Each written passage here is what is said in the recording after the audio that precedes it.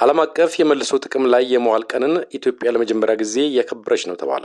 በየዓመቱ መጋቢት 9 ቀን ወይም እንደ አውሮፓ አቆጣጠር ማርች 18 ቀን በዓለም አቀፍ ደረጃ የሚከበረውን የመልሶ ጥቅም ላይ የመዋል ቀን ለመጀመሪያ ጊዜ በኢትዮጵያ የተከበረ መሆኑን ተመልክተናል። የሴቶችና ማህበራዊ ጉዳይ ሚኒስቴር ፔትኮ ኢትዮጵያ ከተባለ የሲቪል ማህበረሰብ ድርጅት ጋር በመተባበር ያሰናዳው መርሃ ግብር ነው። የወዳደቁ ቁሶችን ሰብስቦ መልሶ ጥቅም ላይ እንዲውል ማድረግ ያስፈለገበት የመጀመሪያው ዓላማ የአካባቢ ብክለትን ለመከላከል እንደሆነ ተብራርቷል።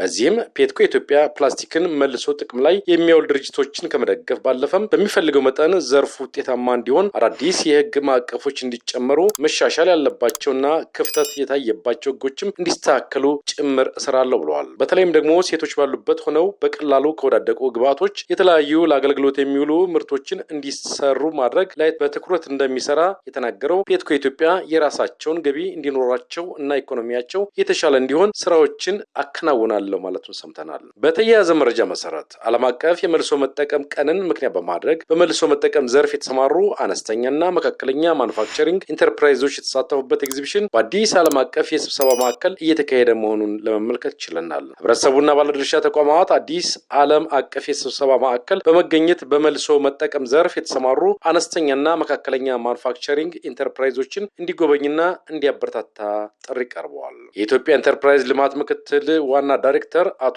አብዱልፈታ የሱፍ ከፔትኮ ኢትዮጵያ ዋና ዳይሬክተር ወይዘሮ ምህረት ተክለማርያም ጋር በመሆን ነው ኤግዚቢሽኑን የጎበኙት። በፔትኮ ኢትዮጵያ አስተባባሪነት የተዘጋጀው ኤግዚቢሽን እስከዛሬ የሚቆይ መሆኑን የፔትኮ ኢትዮጵያ ዋና ዳይሬክተር ወይዘሮ ምህረት ተክለማርያም ለሚዲያ ባለሙያዎች ጠቁመዋል።